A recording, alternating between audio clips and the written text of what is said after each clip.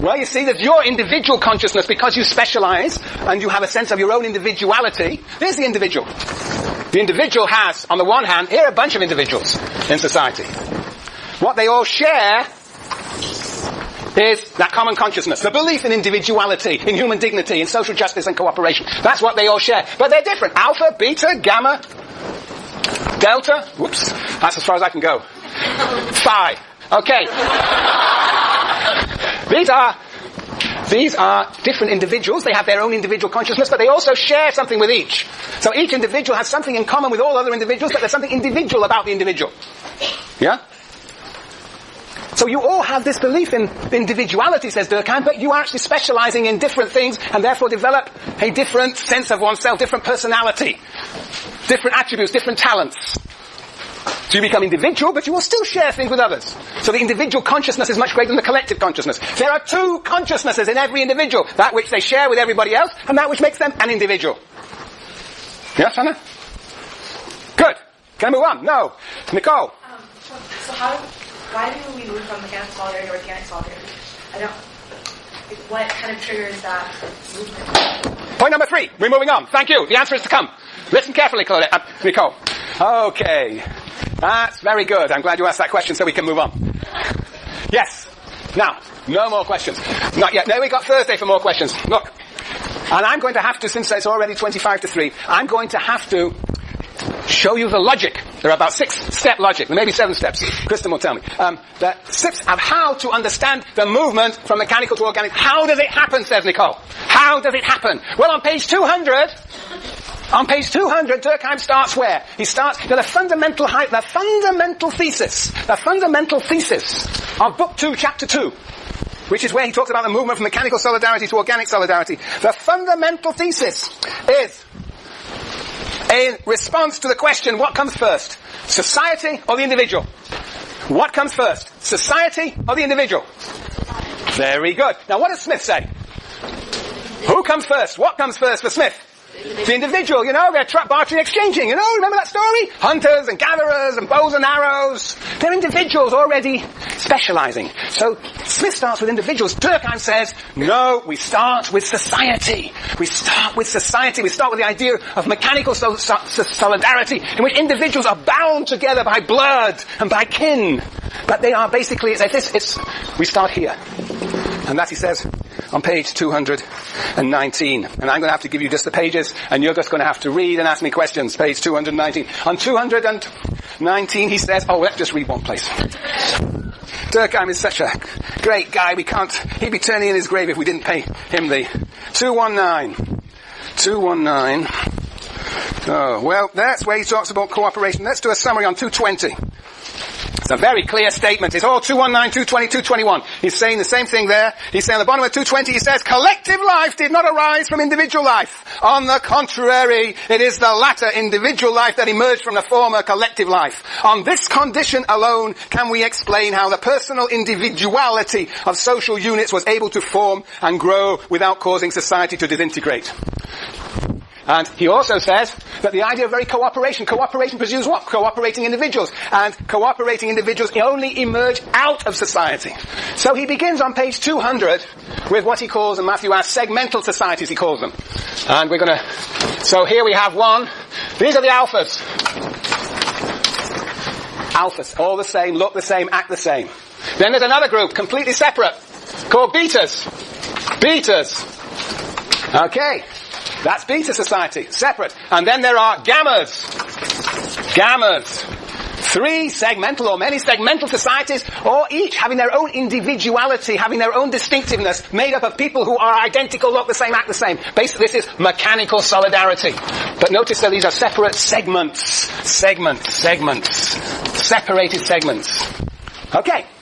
Now, what does Durkheim say? What happens to these segments? What happens to these segments, does he say? Book 2, Chapter 2. Yes, Aman. How? Why?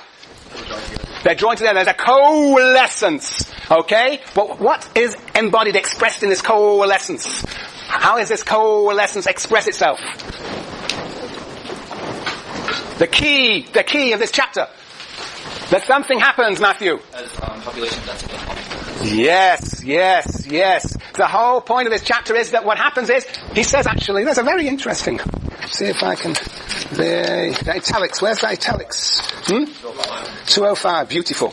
Very interesting. This is a hypothesis. The division of labour in italics varies in direct proportion to the volume and density of societies. And if it progresses, the division of labour, if it progresses in a continuous manner over the course of social development, it is because societies become...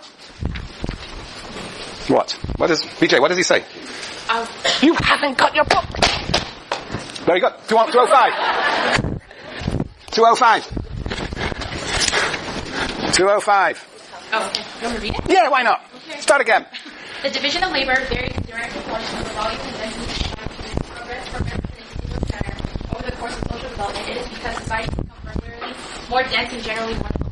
Because it's very good, very luminous. Yes, very good. Because societies become regularly more dense and generally more voluminous. He's saying basically there is a tendency for societies to become more dense, for population to increase, the volume to increase, the density to increase. And what he says is the density increases, the moral density increases. And the moral density refers nothing other than to the interchange between individuals, the relationships. There's more interaction amongst individuals. So what he says is the moral density increases. Moral density increases. Yeah, moral density increases. Yes, that's how the coalescence takes place. 201, 203, 205. Yes, now what causes this moral density? Well, he's got some funny ideas here. You know, he says there are three things. He says, do you know what they were, the three things that seem to coincide with increased moral density?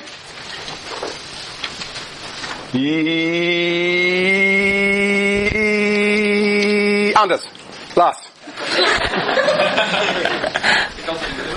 The cult of the individual. No, he doesn't say that. In this book 2, chapter 2, what is it? Why does it? What is it? What coincides? There are three factors. Yes, Simeon. Increasing population. Increased population. Like sort of urbanization. Urbanization, increased population. Go on. What else? And the quantity and speed of means of communication. Communication. What else?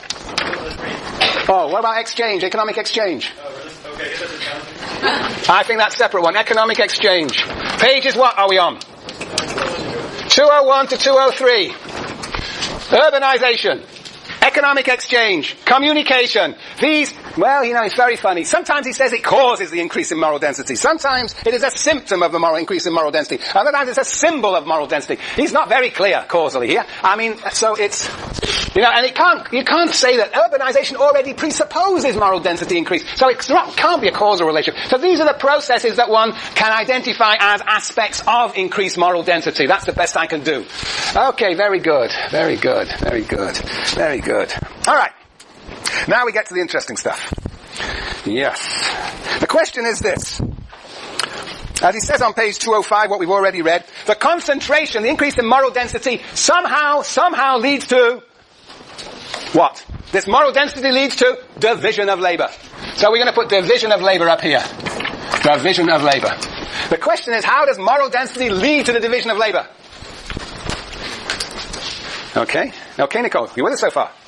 So, what does he say? What does he say? How does moral density, what's the consequence of moral density? There are increased numbers of people that are on a given area of land. What's the consequences of that? Jessica? They struggle. For what? For resources, very good. Sometimes he talks about competition, sometimes he talks about struggle. And that is crucial, because he says that Smith and Spencer, they don't have a motor. They don't have a motor that explains the division of labour. But I, Durkheim, do have a motor, and it is struggle. Or competition. Have you got a page number, Jessica? That's good, answer. 208, yep, that sounds good. Very good. 208, very good, very good. 208. Yes, indeed. 208. Where on 208? Lots of places. Interesting. First, a big paragraph, yeah? Where are you? Page 208. Part 3. Part 3. Part 3. Oh, there you mean. Okay, very good. The opening sentence, you mean. If labor becomes, part 3, the bottom of the page 208, if labor becomes increasingly divided as societies become more voluminous and concentrated, it is not because of the external circumstances are more varied, as Spencer said. It is because the struggle for existence becomes more strenuous. The more people there are on a given area, given set of resources, the more struggle there is. Okay, struggle and competition, 208. And of course, he actually says that on a number of other places too. But what he is saying, he's having an argument with Smith and with Spencer. He's saying, look, division of labor does not result from people pursuing self-interest, because there's no indication that the division of labor makes people anybody any happier at all. Basically, the division of labor emerges from struggle. Okay, but how does the division of labor emerge from struggle? How does the division of labor emerge from struggle?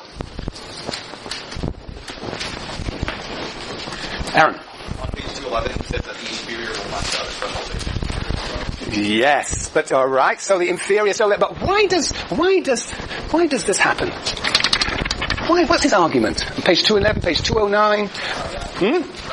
Yeah. So people. So what? So people crowd and crowd and crowd. And what could they do? You know, suppose you are increasingly pushed into smaller and smaller areas. What would you start doing with one another, Marianne? You have to start specializing so that you will be efficient. Right, that is the idea. That is what he says on page, 209. He's got a wonderful, it's a lovely story he has here about the oak tree. You got the oak tree? You know, there's that, you got that indented paragraph in quotation in the middle of the page, and then under that too, four lines down. Are you there, Conrad? Page 209. On an oak tree? On an oak tree. Speak up loud. Keep everybody awake. On an oak tree? No, louder. On an oak tree are to be found up to 200 species of insects that have no contact with one another, saying those of good neighborliness. Some feed on the fruits of the tree, others on leaves, yet more on bark and root. Fancy that. It would be absolutely impossible to stay stable for such a number of creatures to live on that tree if all belonged to the same species. If all, for example, lived on bark or only on leaves. So that's the metaphor, that's the story, that basically when people are pushed into more and more confined areas, density increases, there's more struggle, and therefore one solution is for people to specialize so that they can actually take advantage of what exists, but they specialize in order to, in a sense, as Marianne says, to avoid what? Otherwise, what will happen? Well, they could die out, but what would be actually, how would they die out? Hands up. What would happen? War. What else? No food. No food. All right, all sorts of things can happen. Emigration. Colonization. One group can colonize the other and starve it out. Genocide. Suicide. And there are all sorts Durkheim considers that to be a possibility. Let's see, what page is that? Those pages are 211, 217, 213, 228. 217, what did I say? 228, 213. So, but he's obviously interested in this solution, the division of labor. Now what is going to be necessary for the division of labor to occur rather than emigration, colonization and genocide? What is necessary for this division of labor, says Durkheim? Alex. I think it's on 218. 218.